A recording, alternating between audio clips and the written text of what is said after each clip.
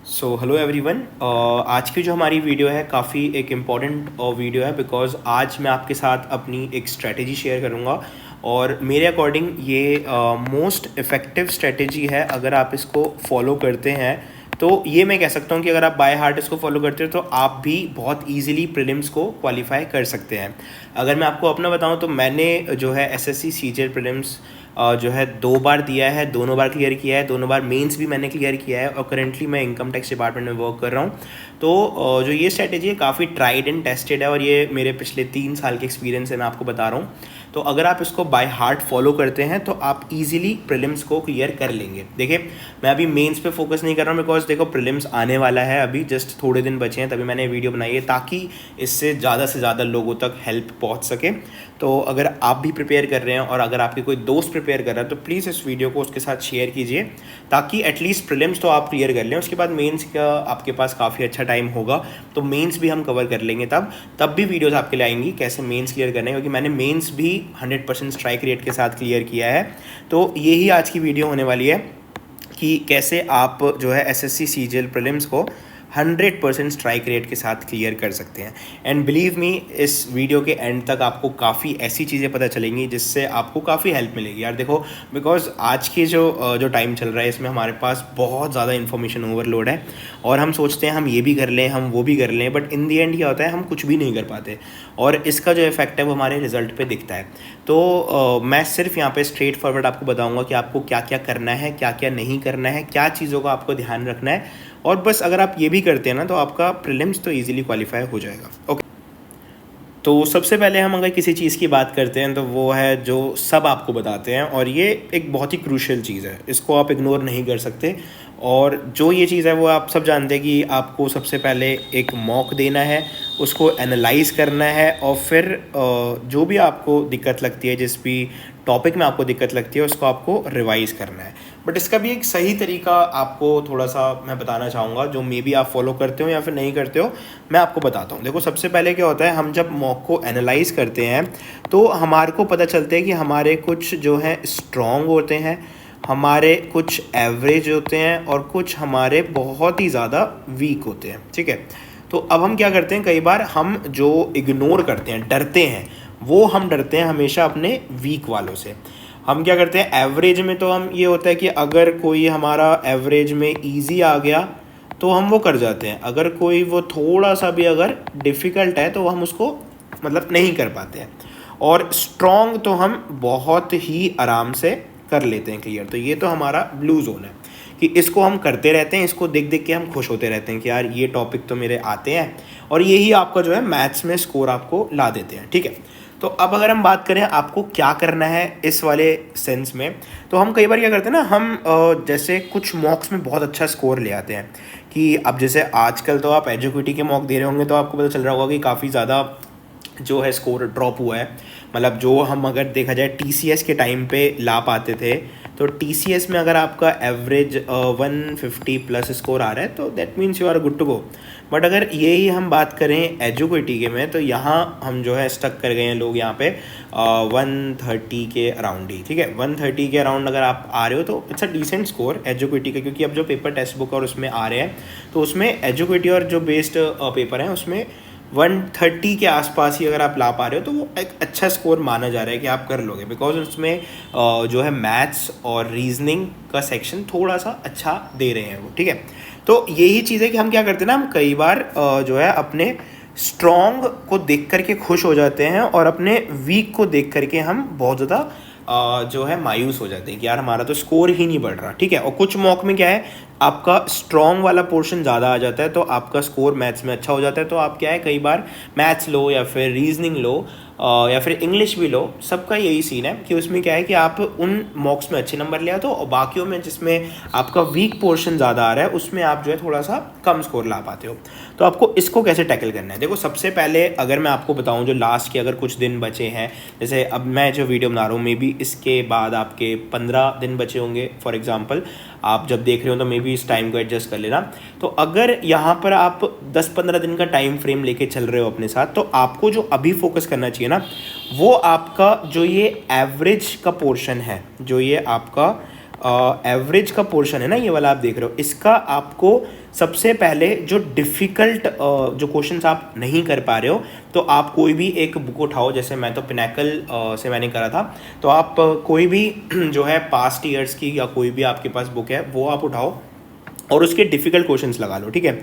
उसकी आप अगर जैसे हर एक टॉपिक के जो आपको लग नहीं रहा है उसके अगर 10-10 क्वेश्चन भी आप कर लोगे ना, तो आप इजीली इस एवरेज वाले को टैकल कर लोगे। अब बात करते हैं हम वीक। तो अब आपको वीक को करना चाहिए या इग्नोर करना चाहिए, तो वो मैं आपको बताऊंगा अभी। इसके अब हम सेकंड पार्ट पे जाएंगे ना, अभी जब आगे वीडियो में आप देखोगे मैं आपको बताऊंगा कुछ ऐसे टॉपिक्स जो आपको करने ही करने हैं। अगर आपका जो वो ये वीक वाले सेक्शन में अगर कुछ वो वाले टॉपिक अगर आपके आते हैं, जो टॉपिक मैं आपको अभी आगे बताने वाला हूँ, तो आपको उनको करना है। उनके आपको क्या करने हैं, उनके आपको जो है कुछ अच्छे क्वेश्चंस निकालने हैं, क्वालिटी क्वेश्चंस आपको जो है वो आपको करने हैं उन वाले टॉपिक्स के।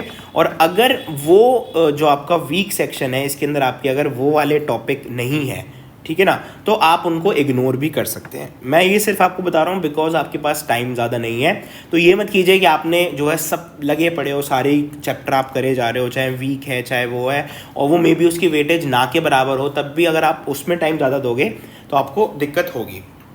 तो आपको क्या करना है, आपको यही चीज़ का ध्यान रखना है कि अगर आपका जो वीक वाला जो आपका टॉपिक है वो अगर आपके जो मैं आपको टॉपिक्स बताने वाला हूँ उसमें ओवरलैप हो रहा है, तो आपको उसके अच्छे क्वालिटी क्वेश्चंस करने हैं। और अगर वो नहीं है उन टॉपिक्स में, तो आप फॉर नाउ उसको छोड़ भी सकते हो। मे बी कुछ क्वेश्चन करके देख सकते हो अगर आपका टाइम परमिट होता है, अदरवाइज छोड़ सकते हो, ठीक है। तो आपको सबसे पहले यहाँ पे आप पूछेंगे कौन से, जैसे बेसिक चीज़ है कि कौन से मॉक देने हैं, तो आप जो है टेक्स्ट बुक हो गया या फिर आपके ऑलिव बोर्ड हो गए या फिर आपके पंडित्स के हो गए, इनके मॉक्स आप दे सकते हो। बिकॉज देखो यार, इनको बाय हार्ट मत लिया करो कभी भी। मैं भी आपके टाइम में जब देता था पेपर, जब मैं आपकी तरह देता था पेपर, तो मुझे लगता था कि यार मेरा स्कोर बहुत डाउन चला गया, बहुत डीमोटिवेट भी होता था। बट इन दी एंड जब एग्ज़ाम में जाते थे तो यार स्कोर अच्छा आ जाता था, और जो है जो टॉपिक्स लगते थे कि नहीं हो पा रहे वो इन दी एंड हो जाते थे, उसमें अच्छा स्कोर आ जाता था। जस्ट बिकॉज हमारा माइंडसेट उस टाइम लगता था कि यार नहीं हो पाएगा, लेकिन इसका मतलब ये नहीं है कि आपका स्कोर डाउन हो रहा है कि आपकी प्रिपरेशन भी डाउन हो रही है, ऐसा नहीं है। मैंने आपको बताया ना, कुछ मॉक्स में आपका जब स्ट्रॉन्ग सेक्शन ज़्यादा आता है तो आप अच्छा स्कोर कर लेते हो, जहाँ वीक आता है वहाँ आप थोड़ा सा अच्छा स्कोर नहीं कर पाते हो। तो इट डजेंट मैटर, बस आपको मॉक देना है और आपको बस ये एनालिसिस करना है, और जो मैंने आपको बताया है स्ट्रॉन्ग, एवरेज, वीक, इसके अकॉर्डिंग आपको अपनी प्रिपरेशन को कंटिन्यू रखना है, ठीक है। अब हम बात करते हैं व्हाट टू डू। तो व्हाट टू डू मैं बताता हूँ कि क्या ऐसे टॉपिक्स हैं जो आपको करना है, और सबसे पहले आपको बताता हूँ कि क्या नहीं करना है। सबसे पहले हम बात करते हैं सबसे कंट्रोवर्शियल जो हमारा एक सेक्शन है एग्ज़ाम का, वो है जीके, ठीक है।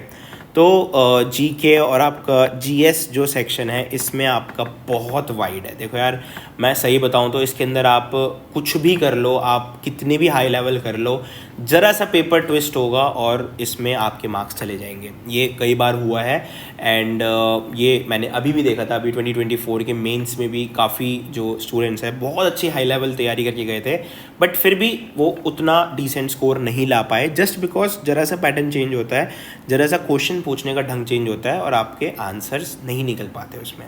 तो आपको जो मेन फोकस, अगर मैं आपको बताऊं अभी, अगर जो लास्ट का टाइम चल रहा है, अगर आप कोई आपकी ऑलरेडी कोई सोर्स है जो आप कर रहे हो, मे बी आप परमार सर के नोट से कर रहे हो या आप कुछ भी कर रहे हो, आपने उनकी बुक ली हुई है, फैट बुक, जो भी फैट मैन और लिटिल बॉय वाली बुक है वो ले रखी है, उससे भी आप कर सकते हो, नो इशू। देखो मैं मना नहीं करूँगा कि नहीं करना, आप कर सकते हो, उसमें कोई इशू नहीं है।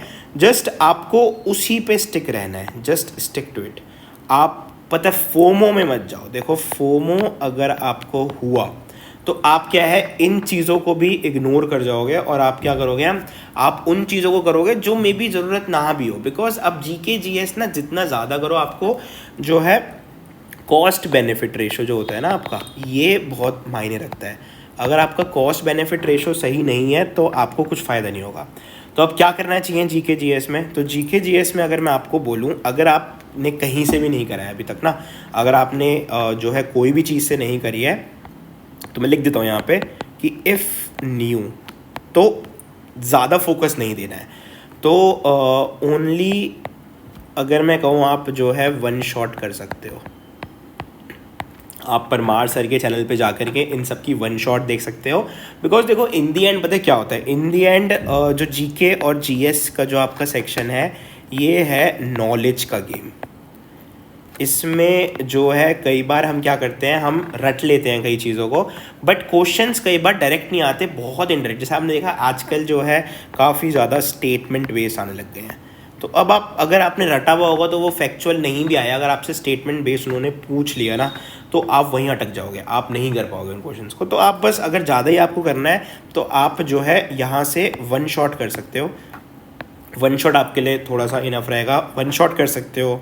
और ज़्यादा टाइम है आपके पास तो आप जो है FRB भी कर सकते हो, ये आप कर सकते हो अगर आप न्यू हो तो। This is only for the new person, ठीक है। अगर आप ऑलरेडी कहीं से कर चुके हो तो ऑलरेडी में आप सिर्फ अपनी सोर्स पे स्टक रहिए, उससे आगे मत जाइए। मैं आपको फिर यही कहूँगा, जहाँ से आपने करा है वहीं से करो। रोज़ मार्केट में नई बुकें आएंगी, नए नोट्स आएंगे, भरमार लगी रहती है रोज़ नए नोट्स की, नई PDF की। मैंने भी ऐसी कई चीज़ें करी हैं। जब मैं पढ़ता था मुझे लगता था कि यहाँ से भी पढ़ लेता हूँ, वहाँ से भी पढ़ लेता हूँ, क्या पता लोग बहुत क्लेम करेंगे कि देखो मेरी बुक वाले मेरे PDF में से ये आया था, बट ऐसा नहीं है यार। तुक्का भिड़ जाता है कई बार कि चलो इसमें से बुक में से आ गया, बट ये नहीं कि अगर एक क्वेश्चन उस बुक से आ गया तो आप बेनिफिट ही मत देखो, आप सीधा लगे हुए हो कि बुक ही बुक पूरे छापे जा रहे हो पढ़ने में। ऐसा नहीं होता। आप जो आपको लग रहा है सही है उतना पढ़ो। और GK GS में क्या है, थोड़ा सा कॉस्ट बेनिफिट रेशो कम चल रहा है इस टाइम पे, तो आपको थोड़ा सा ध्यान रखना है कि जहाँ बेनिफिट ज़्यादा नहीं मिल रहा तो हाल फिलहाल अभी ज़्यादा टाइम नहीं है, थोड़ा सा इसको कम टाइम देना, दे दो, बट मना नहीं कर रहा, लेकिन टाइम थोड़ा सा मतलब सोच समझ के देना, ठीक है। अब अगर हम इसको हटाएं, अब हम बात करते हैं अगला जो हमारा टॉपिक है और बहुत ज़्यादा इम्पॉर्टेंट है वो। अब मैं चलता हूँ अपने मैथ्स के सेक्शन पे। तो मैथ्स के सेक्शन में आपके पास काफ़ी चीज़ें होती हैं जिनके ऊपर आपको फोकस करना पड़ता है। तो मैथ्स अगर हम देखें तो क्वांट्स में आपके पास काफ़ी ऐसे टॉपिक्स हैं जो मैंने आपको बताया था ना ऊपर, कि आपको वीक जो टॉपिक्स हैं उनके ऊपर आपको उन्हीं पे फोकस करना है अगर वो इस लिस्ट के अंदर है तो।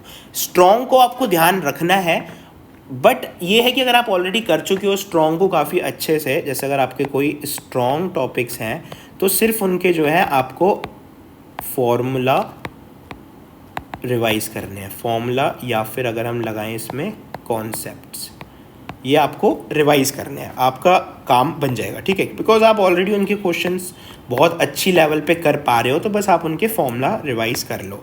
जो भी टॉपिक्स आपके एवरेज हैं, जैसे आपका कोई ऐसा टॉपिक है जिसमें आप एवरेज स्कोर कर रहे हो, तो उसमें भी आपके जो है आपको क्या करना है, आपको पिनैकल या फिर कोई भी ऐसी बुक उठानी है जो, या फिर कोई भी PYQs की आपको उठानी है, उसमें से आपको जो है क्वालिटी क्वेश्चंस करने हैं, ठीक है।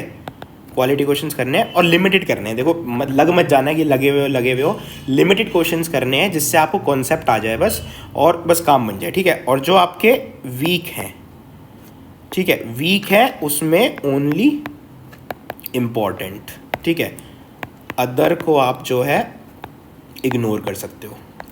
अब आप कहोगे कौन कौन से इंपॉर्टेंट है, वो तो आप बताओ, ठीक है, वो बताता हूँ मैं आपको कि कौन कौन से आपको इंपॉर्टेंट है। और इसमें मैं आपको बताऊंगा कि एजुक्यूटी के हिसाब से जो अभी थोड़े से पेपर हुए थे यहाँ पे फेज़ के, तो उसके अंदर हमें थोड़ा सा आइडिया लगा था कि यहाँ पे कौन से टॉपिक्स ज़्यादा जो है पूछे जा रहे हैं, तो मैं वो भी आपको बताऊँगा कि आपको क्या करना है और कैसे करना है, ठीक है। सोर्स भी आपको बताऊंगा मैं, ठीक है। तो मैंने आपको बता दिया कि आपको ये कैसे करना है ये चीज़ें। अब मैं बताता हूँ आपको कौन कौन से टॉपिक्स है जिन पे आपको फोकस करना है, ठीक है। तो मैं आपको ये एक सेकंड में रब कर दूँ इसको, ठीक है जी। तो चलो अब हम बात करते हैं कि ऐसे कौन से टॉपिक्स हैं जिन पे आपको फोकस करना है और बहुत अच्छे से फोकस करना है, बिकॉज ये आपको जो है मेक और ब्रेक सिचुएशन में ला सकते हैं, ठीक है। सबसे पहले हम बात करते हैं जो काफ़ी रिपीटेडली पूछा जाता है, वो है CI और जो आपका SI है, प्लस इनकी जो इंस्टॉलमेंट्स है। इनके क्वेश्चंस आपके आने चाहिए, बिकॉज इसके क्वेश्चन मैंने जितना देखा है कि 1 से 2 आ ही जाते हैं। तो एक तो आ ही जाता है कंपाउंड इंटरेस्ट, सिंपल इंटरेस्ट, और साथ में उनके इंस्टॉलमेंट के भी आप कर लीजिएगा, कॉन्सेप्ट समझ लीजिएगा, आपका काम हो जाएगा। कहाँ से कर सकते हैं आप जो है इसमें अब्बास सैनी सर ने जो है अच्छा पढ़ाया हुआ है इसको, तो थोड़ा आप उनका जा कर के देख सकते हैं, इंस्टॉलमेंट का भी और जो प्रॉपर कॉन्सेप्ट भी है, इनकी आप ट्रिक्स भी थोड़ा सा सीख सकते हैं। ओके, ये हो गया। इसके बाद देखो, जितना मैंने देखा हुआ है, पार्टनरशिप का जो एक होता है वो भी पूछा गया है काफ़ी बार, बहुत सिंपल होता है। इसकी तो देखो मुझे लगता नहीं कहीं से पढ़ने की ज़रूरत पड़ेगी आपको, बस इसके PYQ लगा लीजिएगा, आपका काम हो जाएगा, ठीक है। नेक्स्ट जो अगर हम बात करें आपका मेंस्युरेशन, इसमें भी जो आपका पूछा जा रहा है अधिकतर वो आपका 3D पूछा जा रहा है, ठीक है। तो 3D में जैसे आपके प्रिज्म हो गए, या फिर आपका जो हो गया आपका पिरामिड हो गया, इसके जो आपके फॉर्मूलाज होते हैं ना, तो ये थोड़ा सा आपको याद रखने पड़ेंगे, कैसे डिराइव करते हैं वो भी देख लीजिएगा, उससे ईजी रहेगा। तो ये मैं आपको रिकमेंड करूँगा, मैथ्स मानिया करके एक चैनल है, वहाँ से आप पढ़ सकते हैं, बहुत अच्छा पढ़ाते हैं वो इस चीज़ को, तो आप वहाँ से ये चीज़ देख सकते हैं। बाकी अगर और मैं देखूँ तो मिक्सचर एलिगेशन एवरग्रीन टॉपिक है, तो यहाँ पे मिक्सचर एलिगेशन का जो है ये भी आपको मुझे लगता है PYQ आप करेंगे, आपका काम बन जाएगा वहाँ से, ठीक है। मिक्सचर एलिगेशन हो गया। नेक्स्ट आपका जो हो गया जो बहुत ही मतलब कॉमन ही टॉपिक्स है आपके, सर्कल हो गया, जो इसमें आपके जो है पता होगा आपको, कॉर्ड्स होती है, टेंजेंट हो गए, सीकेंट्स हो गए, कुछ थ्योरम्स होती हैं जो डायरेक्ट कई बार पता है क्या है, आपको डायग्राम देख कर के ही समझ आ जाती हैं, तो वो आपको बहुत ही ध्यान रखना है। फिर आपका जो है ट्राइंगल हो गया, इसकी भी आपको यही सब चीज़ें ध्यान रखनी पड़ेंगी। देन जो आपका अगर हम देखें हाइट एंड डिस्टेंस हो गया, ट्रिगो हो गया, ये हो गया। अब इसके बाद जो आपका जो काफ़ी ज़्यादा डिमांड में रहता है वो है सिंप्लीफिकेशन। देखो सिंप्लीफिकेशन वैसे बहुत इजी है, आप इसको जो है कई बार बहुत टेक फॉर ग्रांटेड ले लेते हो कि यार ये तो बहुत सिंपल है, बट इसमें भी थोड़े एडवांस क्वेश्चन पूछने लग गए हैं अब आजकल थोड़ा सा, तो उसका आप ध्यान रखिएगा। ये जो कुछ है, एक आपका जो है रेसिस का क्वेश्चन बहुत ज़्यादा आता है, रेसिस का आपको पता है ना, रेसिस का हो गया, और आपका जो है TSD हो गया, ये वाला हो गया आपका, और टाइम एंड वर्क हो गया, ये आपको थोड़ा सा ध्यान रखना है, ठीक है। इसमें आपको ध्यान रखना है, जैसे आपका वो थीफ, पुलिस एंड थीफ वाले क्वेश्चंस हो गए, सर्कुलर रेसेस हो गए, और आपके लीनियर रेसेस में भी आपका जो हेड स्टार्ट वाले होते हैं, तो वो सब पे आपको फोकस करना है, ठीक है। तो ये आपको ध्यान रखना है, इन टॉपिक्स को आपको ध्यान रखना है। और इनकी भी सोर्स अगर मैं आपको बताऊं तो आप सिंपल यूट्यूब सर्च कर सकते हैं, या फिर आप जो है PYQs, ये बेस्ट है।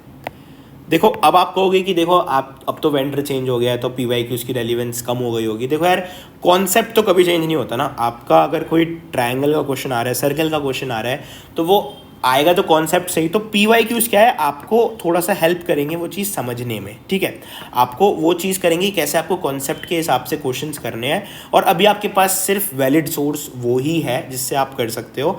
तो ये चीज़ों पे आपको फोकस थोड़ा सा ज़्यादा रखना है, इनको आपको करना है। अब मैं बात करता हूँ एक चीज़ की कि जो नए टॉपिक आ रहे हैं, काफ़ी आपने सुना होगा कि इसमें कि आजकल जो अब ये एजुकेटी का चल रहा है, इसके अंदर कुछ नए टॉपिक्स पे ज़्यादा फोकस किया जा रहा है, तो वो भी मैं शेयर कर देता हूँ, जिसको आपको थोड़ा सा ध्यान अब ज़्यादा रखना पड़ेगा।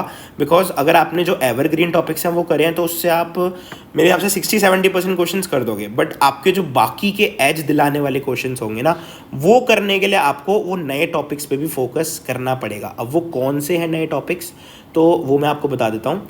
तो उनमें से जो आपका एक सबसे ज़्यादा अभी इस टाइम पे पूछा जा रहा है वो है आपका स्टैटिस्टिक्स, स्टैट्स का पोर्शन। इसमें जो है वो एडवांस्ड और बेसिक, ये दोनों ही पूछ रहे हैं। तो आपको अब क्या करना है, देखो यार मैं आपको एक ही राय दूंगा इस केस में। अगर आपका टाइम, बेसिक तो आपको करना है, बेसिक तो आपको नो डाउट बहुत अच्छे लेवल से तैयारी करके जो है क्वेश्चंस करके जाने हैं, और एडवांस आप तभी करो जब आपको लगे कि आपकी बाकी चीज़ें हो चुकी हैं, ठीक है। बेसिक आप अच्छे से करके जाओ, इसमें आपकी 1 रुपये की भी कमी नहीं रहनी चाहिए, आपको इसको परफेक्ट करके जाना है। एडवांस्ड आप तभी करो जब आपको लगे कि आपने बाकी चीज़ें कर ली हैं, ठीक है। ये हो गया। नेक्स्ट जो हमारी चीज़ है जो पूछी जा रही है काफ़ी ज़्यादा, वो है probability and permutation and combination, ये बहुत ज़्यादा पूछा जा रहा है। मतलब प्रोबेबिलिटी, ऑल्दो जैसा कि हम देखते आ रहे थे कि अभी तक वैसे प्री में नहीं पूछा जा रहा था, स्टैटिस्टिक्स भी इतना नहीं पूछा जा रहा था, बट अब जो एजुकेटी बेस्ड पेपर हो रहे हैं उसमें हमें दिख रहा है कि शायद से प्रीलिम्स में ये चीज़ें आ जाएंगी। ठीक है, तो आपको इसके अंदर भी वही चीज़ है कि एडवांस्ड है और बेसिक है। तो इसमें भी मैं यही रिकमेंड करूँगा कि अगर आपके पास जो है बेसिक, तो आप करके जाओ। बेसिक तो नो डाउट, बिकॉज मेंस में भी आपको काम आएगा ये चीज़ें। बेसिक तो आप में कोई कमी नहीं रहनी चाहिए। एडवांस तभी करो जब आपकी बाकी चीज़ें हो जाए। ठीक है, तो ये आपके जो कुछ न्यू टॉपिक्स हैं ये भी आ रहे हैं। बाकी इसी के अंदर जो सब टाइप्स हैं, आपके मॉन्टी हॉल वाले क्वेश्चंस हो गए, या फिर आपके जो यहाँ पे मॉड्यूलर वाले क्वेश्चन आ गए, मॉड्यूलर अरिथमेटिक हो गए, ये आपके थोड़े से पूछे जा रहे हैं। क्वाड्रेटिक इक्वेशन में भी काफ़ी अच्छा पूछा जा रहा है, तो वो भी आप जो है यूट्यूब पे अगर आप सर्च करोगे तो आपको वो मिल जाएंगे। जैसे मॉन्टी हॉल वाले अगर आप सर्च करोगे आपको इजीली मिल जाएगा। यहाँ पे स्टैटिस्टिक्स में भी आपके जो है कार्ल पियर्सन वाले जो है क्वेश्चन पूछे जा रहे हैं, तो एक बार देख लीजिएगा। देखो, ज़्यादा क्वेश्चन प्रैक्टिस मत करना, बस देखो 2-3 क्वेश्चन जो वो अगर कोई यूट्यूब पे करा रहे हैं वो देख लोगे आप, तो आपका काम बन जाएगा। ठीक है, इतना आप कर सकते हो तो आपका जो है मैथ्स का सेक्शन सॉर्ट आउट हो जाएगा। ठीक है, ये आपको करना है फॉर मैथ्स। ओके, सो अब हम चलते हैं नेक्स्ट जो है बाकी के सेक्शंस पे। तो अब हमारे 2 सेक्शंस बचे हैं, एक है हमारा इंग्लिश और एक है हमारा रीजनिंग। तो बहुत ही ज़्यादा हाईली स्कोरिंग है ये। हाईली स्कोरिंग अगर मैं बोलूँगा ये है, क्योंकि इसको काफ़ी लोग निगलेक्ट करते हैं, और यही जो है आपको आगे प्रीलिम्स क्वालिफाई करवाएगा, और यही आगे मेंस में भी आपको जो है रैंक दिलवाएंगे। इंग्लिश की तो सबसे ज़्यादा, अगर मैं कहूँ ना कि सबसे ज़्यादा वेटेज इंग्लिश की होती है और सबसे इम्पॉर्टेंट भी होते हैं, और इसमें आप अच्छा स्कोर कर सकते हैं। देखिए, मैंने अपने जो 2024 के मेंस में 135 आउट ऑफ 135 स्कोर किया था, और इसका काफ़ी बड़ा रोल था मुझे एक अच्छी पोस्ट दिलवाने में। तो आपको इस चीज़ का ध्यान रखना है कि इंग्लिश को आपको कभी भी टेक फॉर ग्रांटेड नहीं लेना है। आपको बहुत अच्छे से इसकी तैयारी करनी है, और आप बहुत अच्छा स्कोर ला सकते हो। अगर आप इंग्लिश में बहुत अच्छा स्कोर लाते हो तो आपके जो प्रीलिम्स क्वालिफाई और मेंस में अच्छी रैंक लाने की जो चांस है वो काफ़ी ज़्यादा हाई हो जाते हैं। तो हम चलते हैं कैसे आपको कवर करनी है ये चीज़ें जो मैंने करी थी। ओके, तो सबसे पहले आपको बताते हैं, ग्रामर का सेक्शन अगर आपको करना है तो इसमें एक जो है निमिषा बंसल मैम है, उनके 120 रूल्स ऑफ ग्रामर है, वो आप कर लीजिए। वो मोर देन इनफ है आपकी ग्रामर की प्रैक्टिस के लिए। बाद में आप थोड़े से PYQs लगाइएगा, आपका काम हो जाएगा। उसमें आपको क्या है, स्पॉटिंग एरर्स में भी काफ़ी हेल्प मिलेगी अगर आप ये करते हैं तो। अब आपके जो है यहाँ पे एक्टिव वॉइस, पैसिव वॉइस और डायरेक्ट इनडायरेक्ट, इनके क्वेश्चन काफ़ी आते हैं। जो डायरेक्ट इनडायरेक्ट हो गया और आपका जो एक्टिव पैसिव है, तो इसको जो है आपको स्पेशली यूट्यूब से कवर करना है। आपको यूट्यूब पे सर्च करना है, इनकी ट्रिक्स आपको मिल जाएंगी, वो एक पेपर पे आप नोट कर लीजिएगा और उससे आप रिवाइज करते रहिए। आपका जो है ईजिली कोई भी क्वेश्चन गलत नहीं होगा इससे। ठीक है, ये आपका हो गया। जो आपका नेक्स्ट बचता है वो आपका बचता है वोकैबलरी का, जो बहुत क्रूशियल है, बहुत ज़्यादा इंपॉर्टेंट है, और काफ़ी क्वेश्चंस उससे बनते हैं। तो जो है वोकैब के लिए जो एक बेस्ट सोर्स है वो है ब्लैक बुक।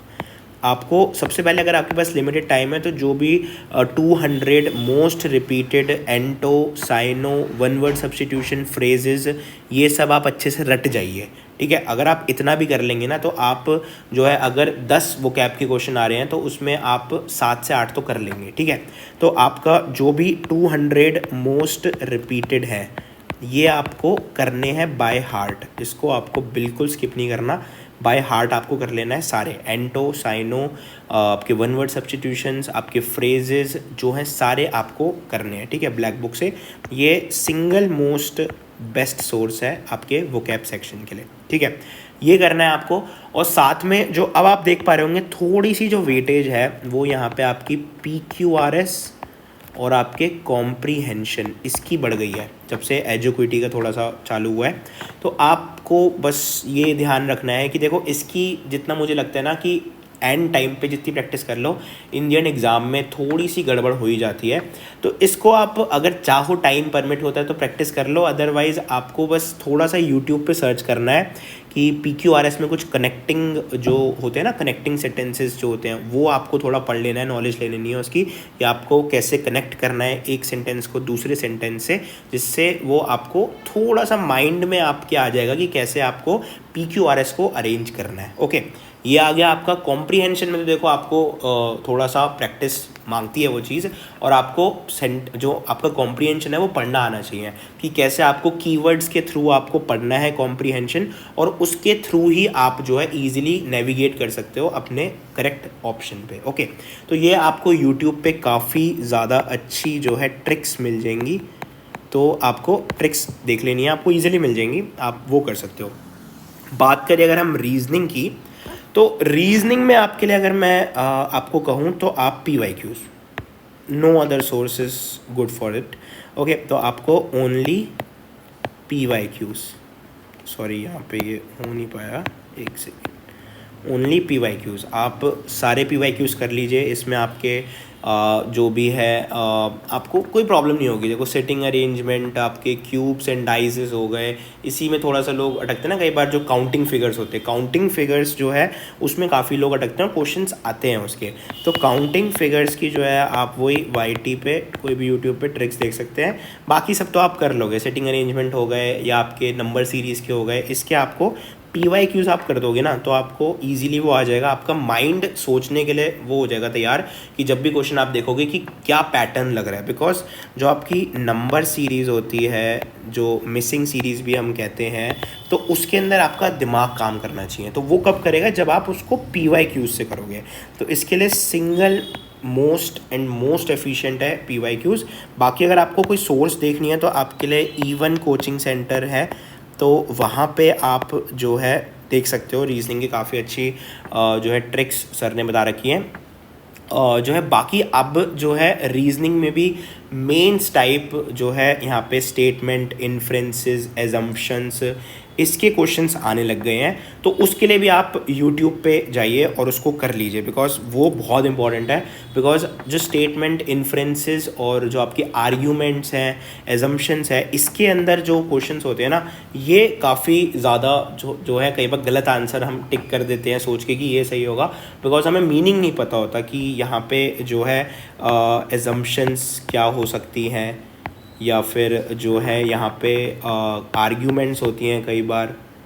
तो इन चीज़ों का मतलब देख लीजिएगा, और इसमें हमें क्या चूज़ करना होता है वो समझ लीजिएगा, बिकॉज वो बहुत इंपॉर्टेंट है। और ये पूछ रहा है यहाँ पे जो आपके इन्फ्रेंसेस के क्वेश्चंस हैं, ये भी काफ़ी ज़्यादा आ रहे हैं। तो ये यूट्यूब से आप करिएगा, थोड़े से क्वेश्चन सॉल्व कीजिएगा, आपका काम हो जाएगा, आप इजीली इनको कर पाएंगे। ठीक है, चलिए, ये हमारा मेनली सब कवर हो गया है कि हमें कौन कौन से सेक्शंस को कैसे करना है। ये अगर आप बाय हार्ट फॉलो करते हैं, आप इजीली प्रीलिम्स क्वालिफाई कर सकते हैं, बट आपको बाय हार्ट करना पड़ेगा, विद प्रैक्टिस करना पड़ेगा। ओके, अब हम बात करते हैं सबसे जो चीज़ इंपॉर्टेंट है और हम कई बार इग्नोर कर देते हैं, वो है व्हाट नॉट टू डू। देखो, ये चीज़ें भी इंपॉर्टेंट है कि हमें क्या नहीं करना। सबसे पहले ट्रैप क्वेश्चंस में कभी मत फंसिए। कई बार आपको कुछ क्वेश्चंस ललचाएंगे कि यार ये टॉपिक तो मुझे आता है, बट इसको करने में मुझे 2 से 3 मिनट लगेंगे, मत कीजिए उनको। अगर करना है तो जब इन दी एंड आप देखेंगे कि आपका पेपर पूरा ख़त्म हो चुका है और इन दी एंड में आपके पास अगर कुछ मिनट बचे हैं चेक करने के बाद, तो कीजिए। तो only after completing remaining paper, ठीक है, वो कर लेंगे। उसके बाद अगर आपके पास टाइम है तो कर सकते हैं। तो ओनली इफ टाइम परमिट्स आपको ट्रैप क्वेश्चंस अटेम्प्ट करने हैं। ठीक है, नेक्स्ट जो आपको करना है वो है स्टे अवे फ्रॉम फोमो। ये मैंने ऊपर ही आपको बताया था कि जो फियर ऑफ मिसिंग आउट वाला होता है ना, कि कोई आपका फ्रेंड कहेगा भाई इस बुक से पढ़, इस PDF से पढ़, ये वाले क्वेश्चंस कर ले, ये वो कर ले। रोज़ नई वीडियोस भी आपके पास आएंगी कि आपको ये छोड़ दो, इस वाली बुक से पढ़ो, बाकी कुछ नहीं। तो ऐसा नहीं है। अगर आप कोई भी एक पर्टिकुलर सोर्स से आप कर रहे हो तो उसी को करो, follow only your own source. अगर आप कहीं से भी कर रहे हो, देखो कुछ भी कम या ज़्यादा नहीं होता। आपको अभी सिर्फ सीखने आए हो, आप एक्सपेरिमेंट करने नहीं आए हो, तो आप सीखो और उसको अप्लाई करो मॉक में। अगर आपका स्कोर बढ़ रहा है, घट रहा है, उसको एनालाइज करो, कहाँ घट रहा है एनालाइज करो, और उसके बाद आप उसको तैयार कर सकते हो। अगर आपको लग रहा है कि कहीं पे आपकी कमी चल रही है, कोई टॉपिक नहीं मिल रहा है, तो आप यूट्यूब की हेल्प ले सकते हो, कोई PDF की हेल्प ले सकते हो, बट ओनली अगर ज़रूरत है तो। बेमतलब में फियर में मत आओ कि यार मैं तो ये इग्नोर कर रहा हूँ तो कहीं मेरे मार्क्स ना ड्रॉप हो जाए, ऐसा नहीं है। और जो सबसे इम्पॉर्टेंट है, करंट अफेयर्स, GK, GS, इस पे अभी आपको प्राइमरी फोकस नहीं करना है। देखो अब क्या है, अब मैं कई लोगों को देखता हूँ कि वो GK GS को लेते हैं, बुकें उठाएंगे इतनी मोटी मोटी और वो लग जाएंगे। एंड का टाइम है, वो और कुछ रिवाइज नहीं कर रहे। वो मे बी चाहे तो इस टाइम पे वो फॉर्मूला अपने मैथ्स का रिवाइज कर सकते हैं, जिसका बेनिफिट बहुत ज़्यादा मिलेगा। तो आपको अभी जो एंड का टाइम है ना, इसमें आपको इसको अपना प्राइमरी तो नहीं देना, सेकेंडरी से भी कम ही अपना फोकस दो इसको, क्योंकि एंड के टाइम में आप जितना भी पढ़ लो, आपके वो सबकॉन्शियस माइंड में नहीं फीड होगा, और नहीं फीड होगा तो वो फिर आप रिप्रोड्यूस नहीं कर पाओगे एग्ज़ाम डे। तो आपको बस जितना आप कर चुके हो उसको आप रिवाइज कर सकते हो, कुछ भी एक्स्ट्रा मत करो, और फोकस इसको सेकेंडरी से कम देना। प्राइमरी में जो आपके जो रहने चाहिए वो सिर्फ रहने चाहिए आपके एंड के टाइम में थोड़े से वोकैब का सेक्शन रह सकता है, और जो इंग्लिश का है, क्वांट्स में आपके जो है फॉर्मूला, और आपका जो बाकी रीजनिंग में भी आपके कुछ ट्रिक्स कई लोग कुछ सीखते हैं, तो वो आप इन दी एंड रिवाइज कर सकते हो एंड के दिनों में। बाकी जो कुछ आपको लगता है कि हम नहीं कर पाए, तो वो कर लो जो रिपीट हो रहा है। जैसे मैंने आपको कुछ ऊपर न्यू टॉपिक्स बताए थे, स्टैटिस्टिक्स, प्रोबेबिलिटी, परम्यूटेशन, कॉम्बिनेशन, वो आप थोड़े से questions in the and practice कर सकते हो। तो ये आपको ध्यान रखना है प्राइमरी फोकस में। GK GS तब करना है ओनली इफ टाइम परमिट्स, कि अगर आप सब कुछ कर सके हो, आप कह रहे हो कि मेरे सारे सेक्शन में परफेक्ट स्कोर आ रहा है, तो आप GK GS को प्राइमरी दे सकते हो focus. It's your own wish, but मेरा जो आपको एक सजेशन रहेगा वो है कि आप पहले बाकी सेक्शंस को मजबूत करो, और बाकी फिर इन दी एंड आप GK GS पे जा सकते हो। सो दैट्स ऑल गाइस, यही आज की वीडियो थी। आई होप आपको कुछ इससे बेनिफिट मिले, और आप जो मेरी वीडियो देख रहे हो, एटलीस्ट अगर आपको ये हेल्प मिले तो प्लीज़ मुझे कमेंट में बताइएगा, और वीडियो को लाइक ज़रूर कीजिएगा और शेयर कीजिए अपने सभी जो दोस्तों के साथ जो तैयारी कर रहे हैं SSC की। थैंक यू, एंड मिलते हैं एक और नई वीडियो के साथ।